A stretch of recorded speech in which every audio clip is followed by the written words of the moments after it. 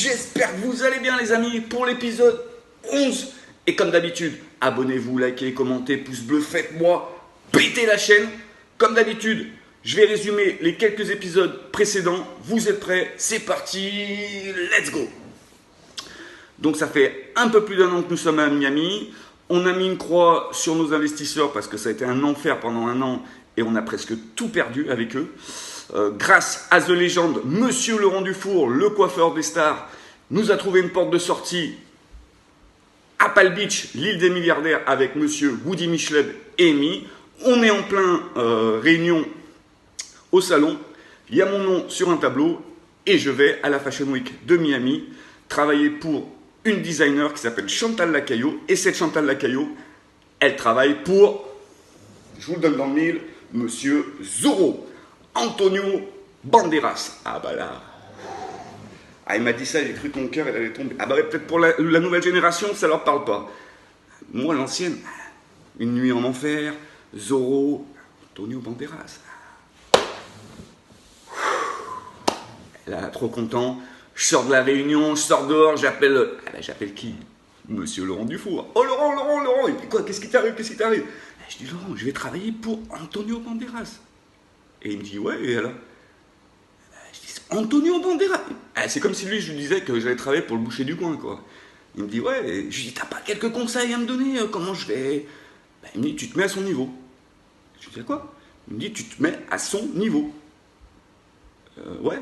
Et je dis, ça veut dire quoi? Tu me mets à son... il me dit, tu travailles pour lui. T'es comme lui. T'es au même niveau que lui. Celle-ci, j'avais pas pensé, hein, Laurent. Mais je sais qu'avec Laurent, il y a 100 mecs devant toi, t'es tout seul, lui il te dit que tu vas gagner. À lui, tu vas à la guerre avec lui. À lui, il te rebooste, à lui, c'est au top. Donc là, je suis. Là, je peux aller à la guerre, c'est bon. Donc, on est fin avril, et puis on est vraiment à la basse saison. C'est pas desert time, mais c'est presque. Il n'y a pas beaucoup de gens qui se promènent sur Palm Beach, donc ça commence vraiment à nous faire flipper. Et j'ai bien peur que ce que nous avait dit le directeur artistique de Fécaille, Jérôme, que ça allait être très très très dur. En parlant de lui, il nous invite chez lui dans sa villa, à côté de Jupiter, pour faire un barbecue avec... Il a une petite communauté de Français, eux, ça fait 10 ans qu'ils y sont, donc ils nous disent, ce serait bien qu'on partage un petit moment ensemble et tout, donc nous on accepte. On va à ce barbecue. On rencontre la team, il y a Julien, un autre Français qui est coloriste chez Fécaille, Jérôme, donc le directeur artistique, et puis d'autres Français, la famille et tout. Donc voilà, ça se passe super bien. Et puis tous en concert, ils me disent alors, c'est comment chez Woody Micheleb? Je dis, c'est super bien et tout. La différence, c'est qu'il faudrait qu'il y ait un peu de clients, parce que nous, il me dit, toi, je te l'avais dit, il me dit, il faut attendre novembre. Si moi, au mois de novembre, tu me retrouves pendu, nous, il nous reste 2-3 mois au max. Après, c'est retour en France. Nous, c'est fini. Il me dit, là, il va falloir... Je dis, je sais. Et il me dit, j'ai vu que t'es tatoué de partout, Michael Jordan et tout. Il me dit, t'es un grand fan. Je dis, en fait, je suis un grand fan de Michael Jordan, mais je suis aussi un grand fan de ce qu'il représente. Pas de l'homme en lui-même, de la culture qu'il y a autour. Parce qu'il y en a beaucoup qui se trompent. Il me dit, super. Il me dit, tu sais que mes enfants vont à l'école avec les enfants de Tiger Woods. Le golfeur. Ah, ok. Je dis, ouais, je dis, super. Je dis, par contre, moi, je suis pas golf. Il me dit, ouais, mais... Il me dit, il habite dans la même résidence qu'un certain Michael Jordan. Je dis, t'es pas sérieux? Il me dit, à 2 km à vol d'oiseau, leur résidence, elle est... limite, j'y allais.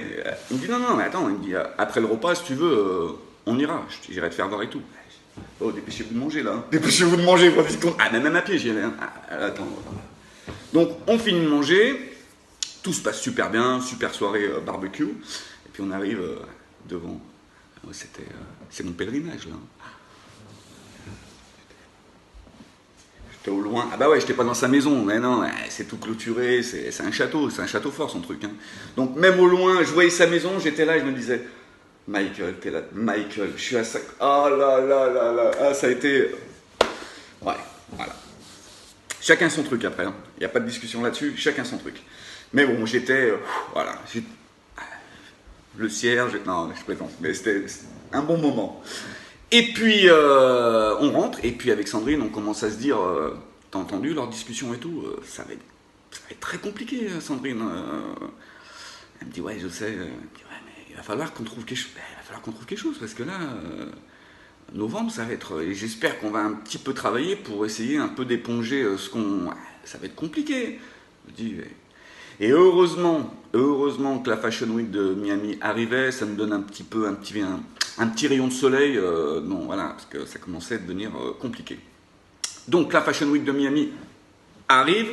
J'y vais tout seul parce que Sandrine reste à Palm Beach au salon.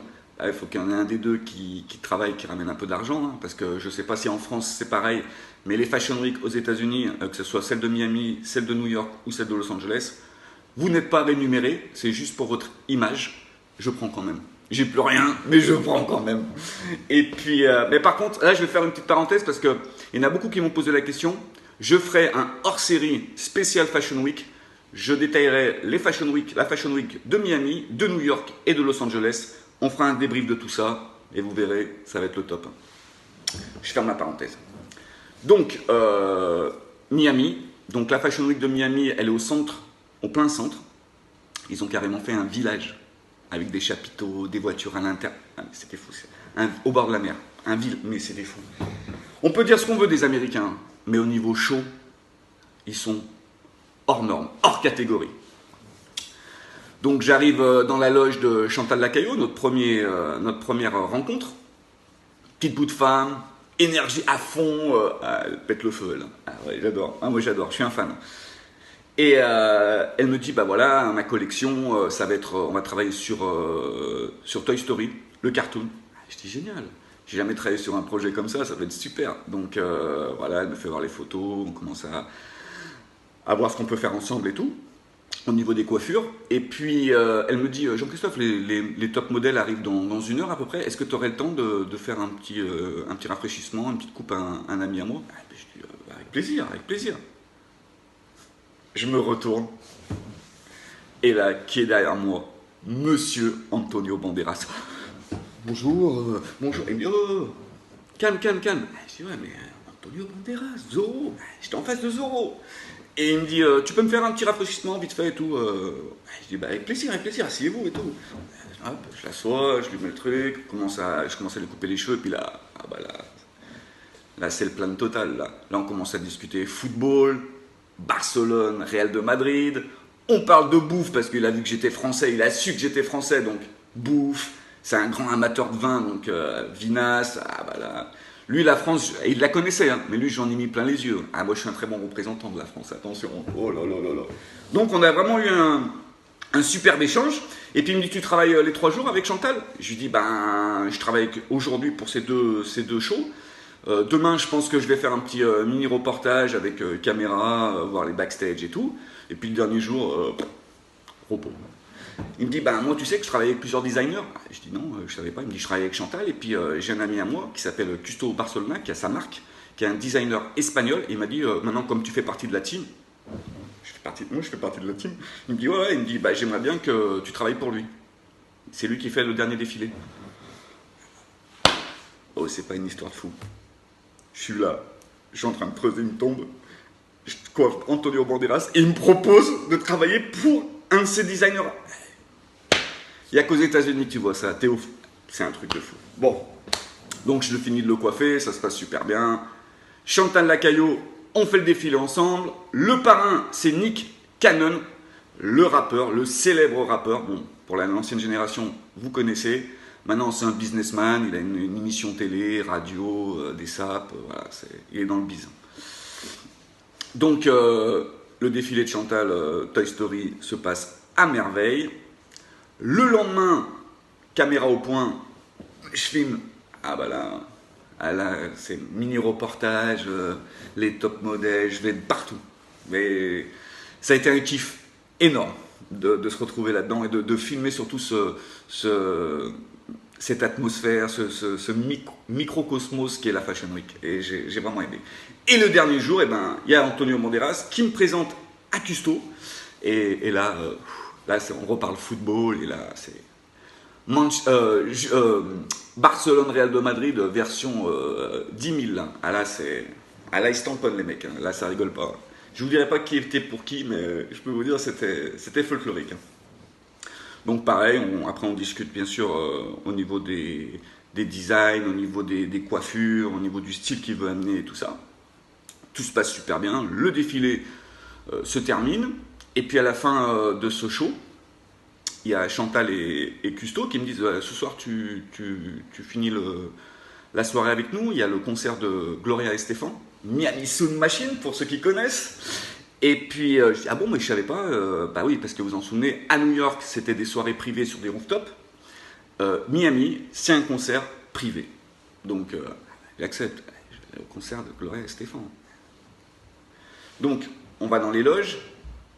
Et puis là je me dis au bout d'une heure du concert, je me dis putain, mais c'est un truc. J'ai Antonio Banderas à côté de moi, Chantal Lacayo à l'autre côté. Je suis en train de regarder Gloria Estefan en live, dans une loge, à Miami. Il n'y a qu'aux États-Unis que tu vois ça. Franchement, c'est un truc de fou. Et je suis là. Donc voilà.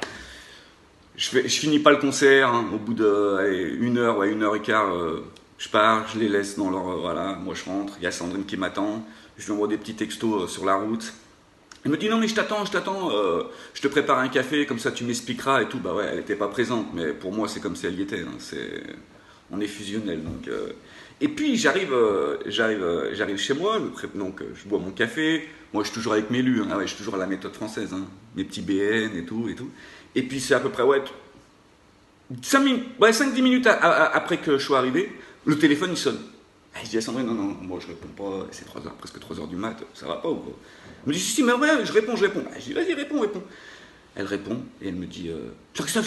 Je dis, qu'est-ce qui se passe? Elle me dit, c'est le manager de Antonio Banderas.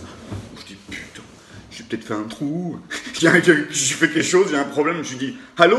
Et comme je sais que vous êtes des grands fans de suspense, eh ben, je vous dis à la prochaine pour l'épisode 12, le final de la saison 1. Et comme disait un grand homme, I have a dream. Je vous dis à la prochaine les amis. Bye bye.